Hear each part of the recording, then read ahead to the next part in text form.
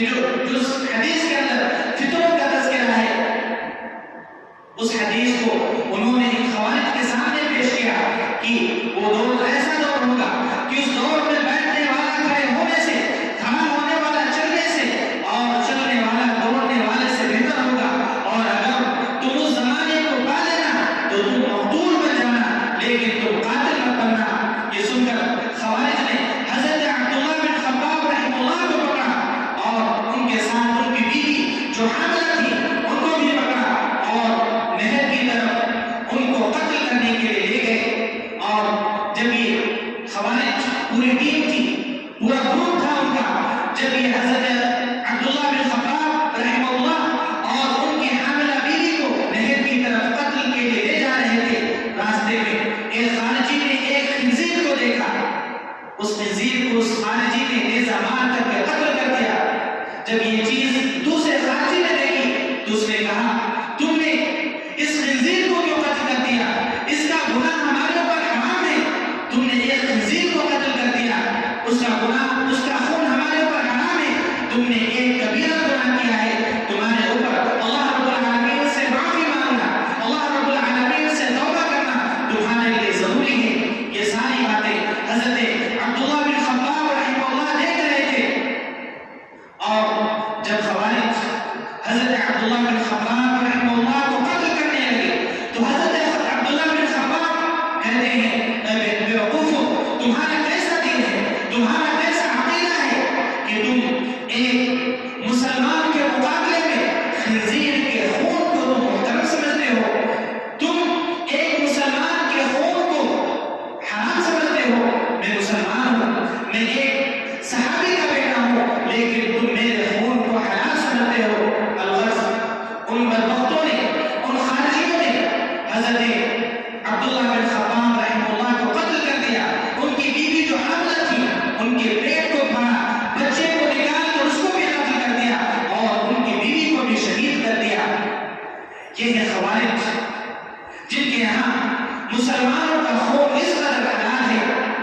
ان کے یہاں مسلمانوں کے خون کو بہایا جا سکتا ہے۔ اسی لیے اللہ کے رسول صلی اللہ علیہ وسلم نے فرمایا تھا یقتلون اہل الاسلام ویدعون اہل الاوثان۔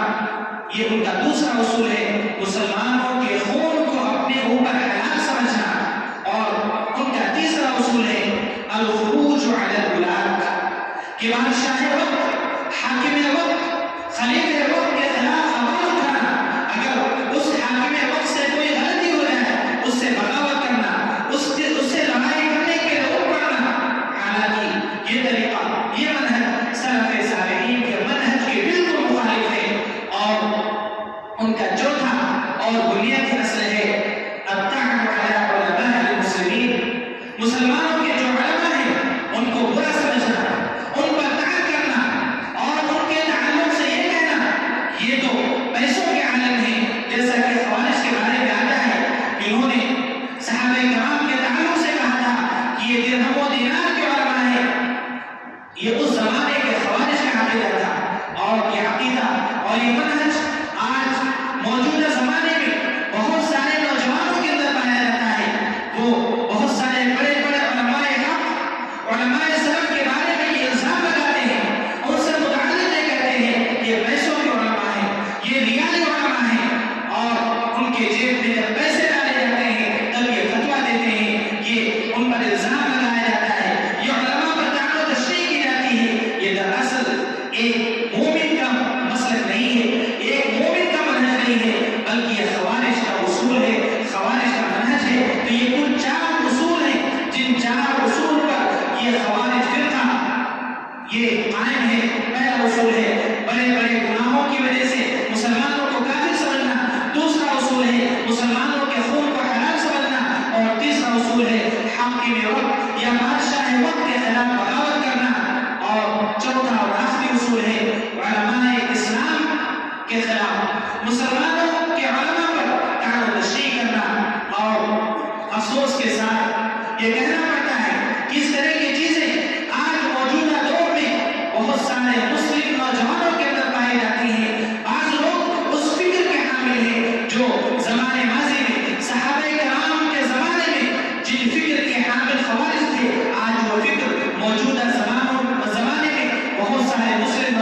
کے اندر پائی جاتی ہے۔ اور میرے بھائیوں، اگر بات ان خوارج کے صفات کے بارے میں کی جائے تو علماء نے ان کے صفات کو 2 حصوں میں تقسیم کیا ہے۔ بعض ایسی صفات جو ان کے اندر تھی جن کی وجہ سے وہ گمراہ ہو گئے، اور بعض دوسری صفات تھی کہ جن صفات کو دیکھ کر کے دوسرے لوگ متاثر ہوئے اور ان کے پیچھے چل کر کے وہ گمراہ ہو گئے۔ پہلے قسم کی صفات جن کی وجہ سے یہ خود خوارج گمراہ ہو گئے، ان میں سے ایک صفت اللہ کے رسول صلی اللہ علیہ وسلم نے بیان فرمائی ہے، حدثاء الاسنان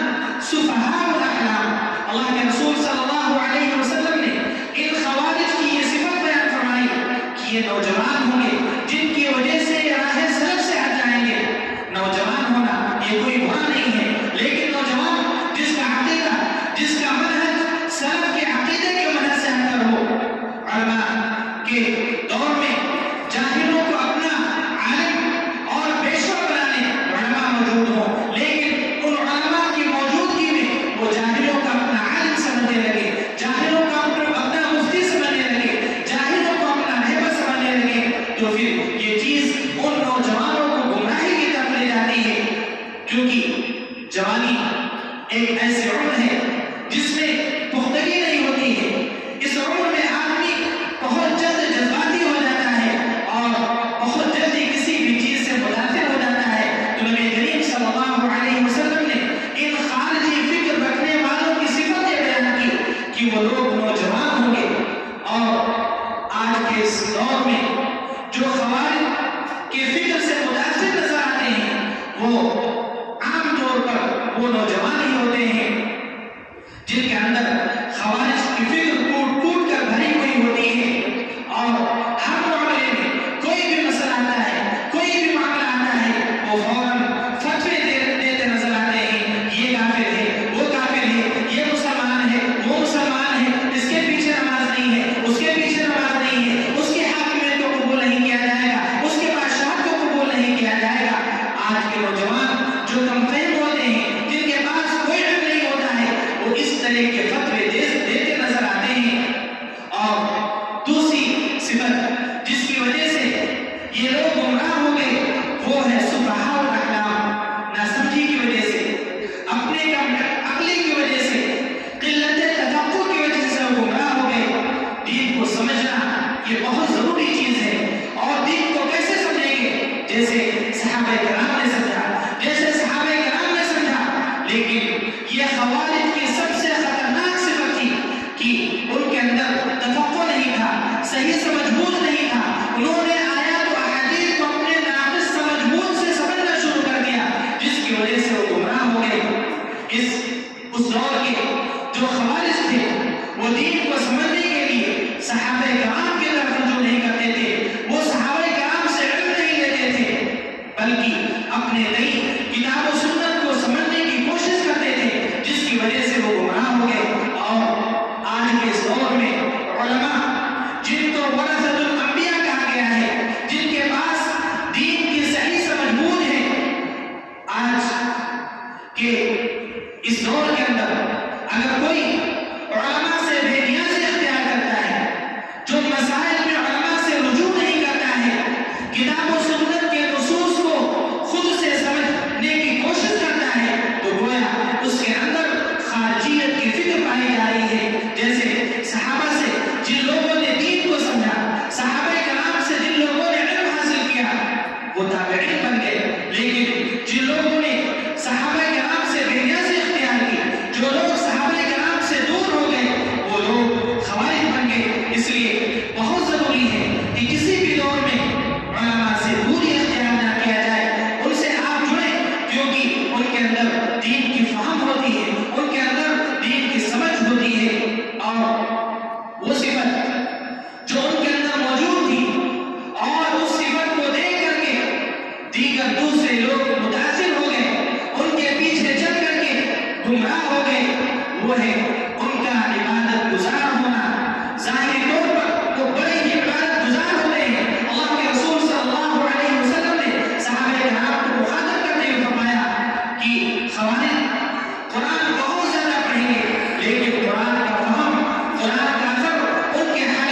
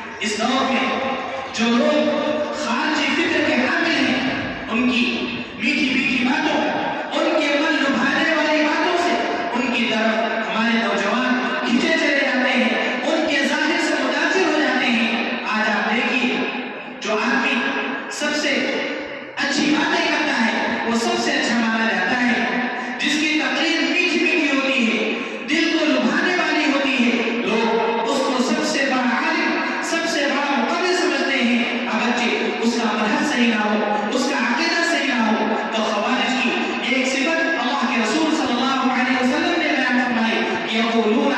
من قول خیر البریہ، کہ وہ اچھی اچھی پیاری پیاری باتیں کرنے والے ہوتے ہیں. لہذا کسی کی ظاہری عبادت سے کبھی متاثر نہ ہونا، کسی کی دل لبھانے والی باتوں سے آپ کبھی بھی متاثر نہیں ہونا. وہ آدمی خارجی بھی ہو سکتا ہے، اس کا منہج غلط بھی ہو سکتا ہے، اس کا عقیدہ غلط ہو سکتا ہے. جب تک آپ ایسے شخص کو کتاب و سنت کی روشنی میں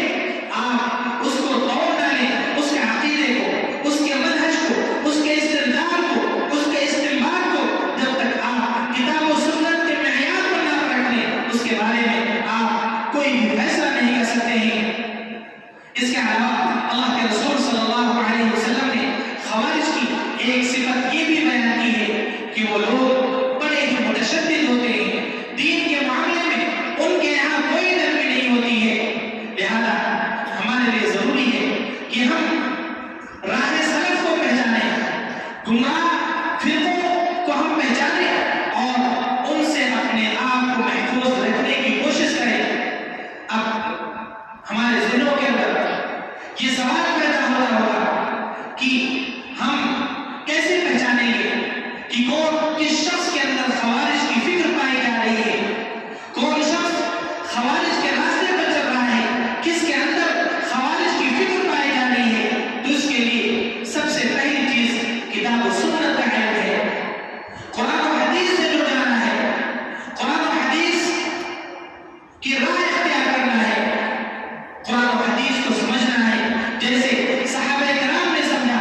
صحابہ کرام کے فہم کے مطابق ہمیں قرآن کو پڑھنا ہے، اس کو سمجھنا ہے. ہم خود اپنے آپ کو اس فکر سے محفوظ رکھ سکتے ہیں اور دیگر لوگوں کو بھی ہم اس فکر سے دور رکھ سکتے ہیں. اور دوسری چیز علماء کی صحبت ہے، ان کا ساتھ ہے، ان سے جڑ کر کے رکھنا ہے، کیونکہ یہ علماء ہی ہیں جو آپ کو بتائیں گے کہ کس فرقے کا عقیدہ غلط ہے، کون سی جماعت ہے جس کے منہج کے اندر انحراف پایا جاتا ہے، کون سا ایسا شخص ہے جس کے اندر خوارجی نظریہ پایا جاتا ہے، جو خوارج کے خیالات رکھتا ہے. یہ علماء کی صحبت ہی آپ کو خوارج کے افکار اور ان کے نظریات سے بتا سکتی ہے. ورنہ اگر ہم علماء سے دور ہو گئے، ان سے ہم نے بے نیازی اختیار کر لی، تو کوئی بھی فرقہ، کوئی بھی جماعت کسی بھی شکل میں آ کر کے میٹھی میٹھی باتیں کر کے، پیاری پیاری باتیں کر کے ہمارے فکر، ہمارے منہج اور ہمارے عقیدے کے اندر ڈاکہ ڈال سکتی ہے، ہمارے عقیدے اور ہمارے منہج کو خراب کر سکتی ہے. اور یاد رکھیے آج کے اس دور میں اس امت کے جو سب سے بڑے ٹارگٹ ہیں وہ نوجوان ہی ہیں. آج اس امت کے نوجوانوں کو دین سے دور کیا جا رہا ہے، آج اس امت کے نوجوانوں کو علماء سے دور کیا جا رہا ہے، ان علماء کی برائیاں کر کے، ان علماء کی طعن و تشریح کر کے. کیونکہ جب یہ نوجوان دین سے دور ہوں گے، تعلیم سے دور ہوں گے، علماء سے دور ہوں گے، تو پھر ان کے اندر اچھے اور برے کی تمیز نہیں ہوگی. پھر ان کو جیسا چاہے استعمال کیا جا سکتا ہے، ایک گیند کی طرح ان کو جدھر بھی لے جانا چاہے لے جایا جا سکتا ہے. لہذا بطور خاص نوجوانوں سے گزارش ہے کہ آپ علم دین سے جڑیں، آپ علماء دین سے اپنے رشتے کو مضبوط کریں. کوئی بھی نئی چیز آپ کے سامنے